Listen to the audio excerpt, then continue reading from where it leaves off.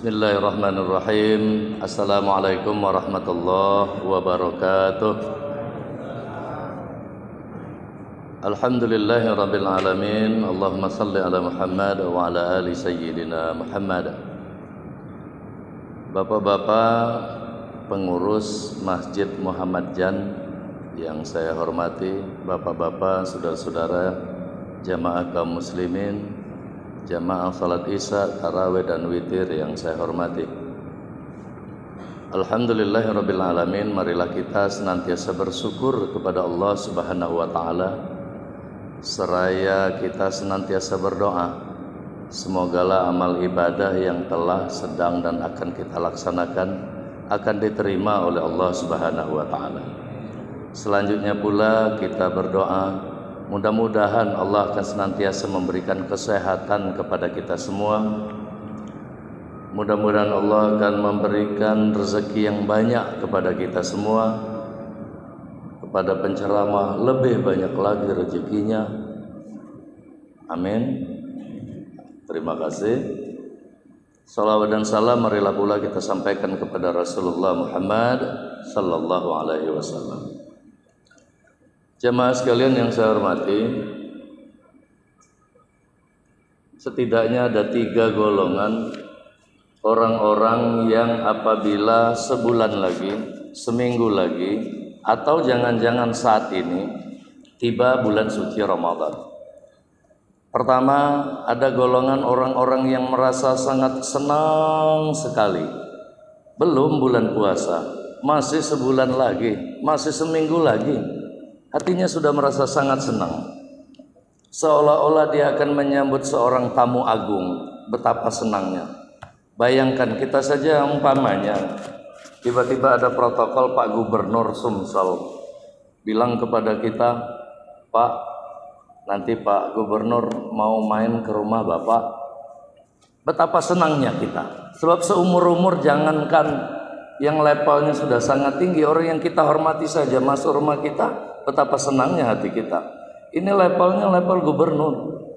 Bahkan mereka pun akan bilang kepada kita, dan mereka akan nginap. Diizinkan atau tidak kira-kira bapak-bapak? Andai Pak Gubernur mampir ke rumah kita, dia numpang nginap ke rumah kita, boleh nggak kira-kira? Sebulan nginapnya. Nah, mulai mikir-mikir ini kayaknya nih.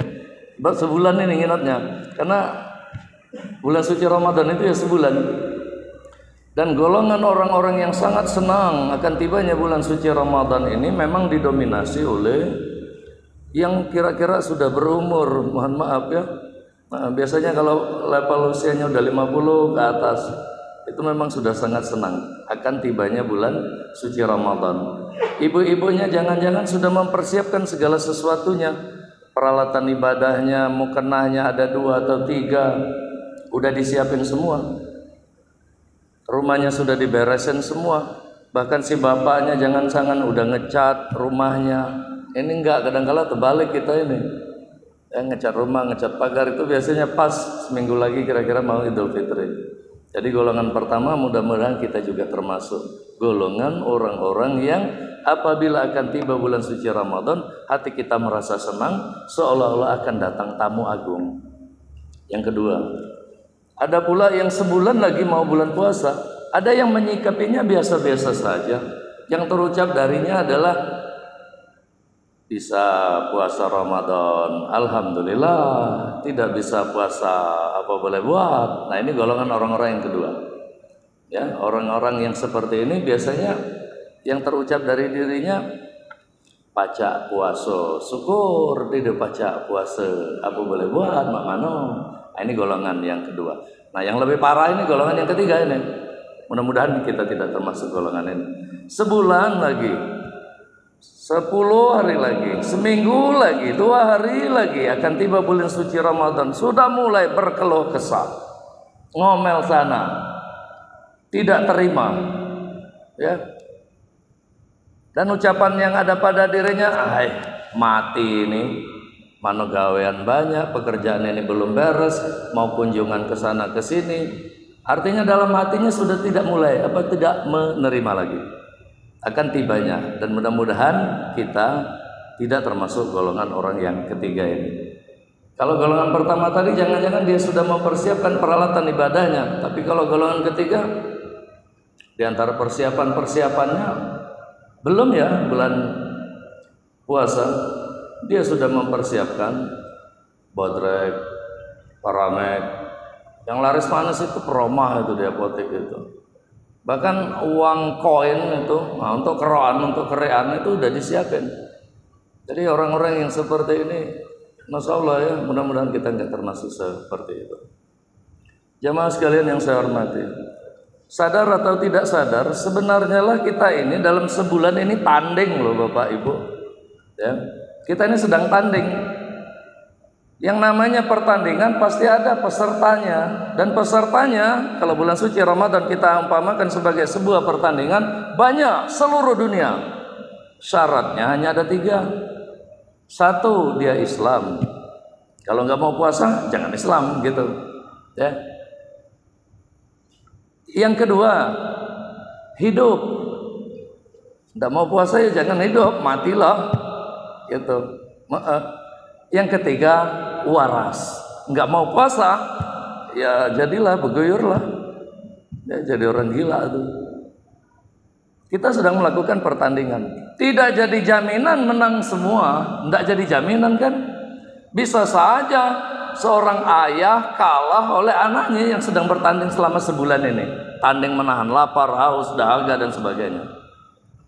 Tidak jadi jaminan laki-laki dewasa ini yang kokoh, badannya tegap, kekar, ada tato pula di sini, tato naga, tato macan, tato tulang ikan lele di sebelah kiri. Bisa saja kalah oleh anaknya yang masih kelas 4, kelas 5 SD, yang apabila jam 11, jam 12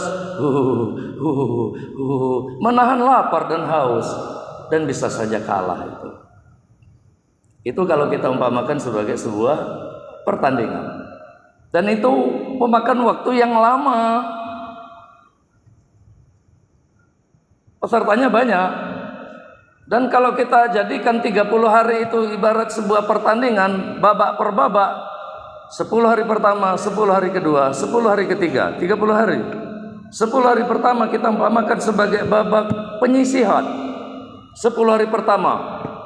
Biasanya peserta yang pertandingan itu ramai kayak pertandingan sepak bola.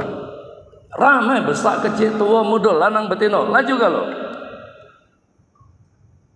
Bahkan ada yang sudah berguguran. Jangan-jangan baru di babak semifinal 10 hari pertama. Jangan-jangan jam 9 pagi sudah ada yang berbuka puasa. Jangan-jangan, kita tidak menuduh. Cuma jangan-jangan ada. Saya pernah ya, entah mendadak atau gimana, kepergok aja teman saya itu.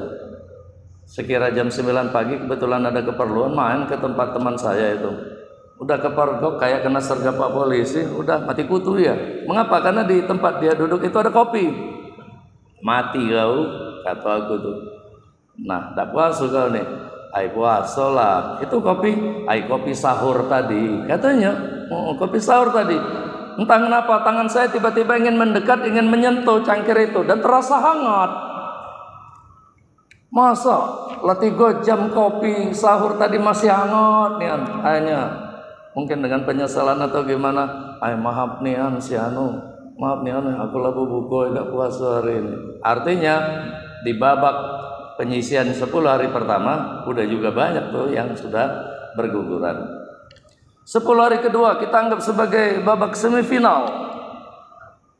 Kalau semifinal berarti sudah banyak yang gugur, ibarat pemain-pemain itu udah pulang ke negaranya masing-masing. Barusan kita lihat pertandingan sepak bola Piala Dunia, ada yang sudah kalah, udah langsung kata pelatihnya, sudahlah tiket pesawat bayarlah sendiri gitu. Enggak usah kami bayarin, ngapa kalah. Dan golongan yang kedua tadi samalah artinya dengan yang memasuki 10 hari kedua itu. Nah, setelah semuanya mengikuti para kontestan ini, masuklah dia ke 10 hari yang terakhir, namanya babak final. Kalau babak final biasanya peserta yang udah nggak begitu banyak kan, udah sedikit. Dan nanti akan ada yang namanya pengumuman. Pengumuman apa? Pengumuman pemenang, namanya pertandingan. Kalau sudah diumumkan nanti akan ada yang menang. Orang yang menang patut tidak dirayakan.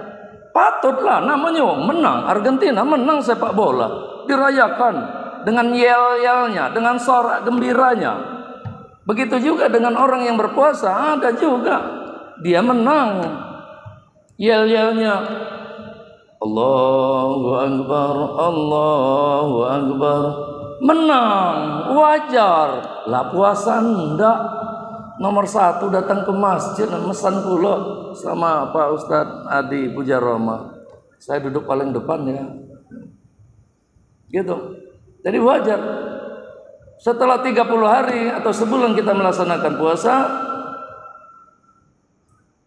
nanti akan ketemu dengan hari raya. Hari raya. Mengapa hari raya? Karena hari itu ada yang dirayakan. Siapa yang dirayakan? Yang menang apa yang kalah? Yang menang. Kan begitu.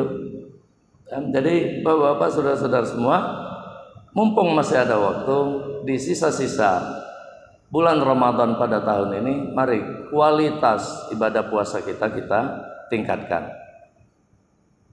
Saya pernah kadang-kala ada nanya, Pak, saya ini puasa terus, mak malas sholat. Nah ini mecat pula ini, ya, masalah kaprah pula ini. Ya, puasa tetap, sholat tetap jalan. Ya, mengapa kita tahan haus, lapar, tapi sholat terkadang lalai. Bapak-bapak, saudara-saudara sekalian, betapa pentingnya melaksanakan ibadah puasa dibarengi dengan sholat kita yang konsisten, yang terus menerus. Akhirnya adalah seorang petani, Pak Tani, bersama kerbaunya, setiap hari membajak sawahnya.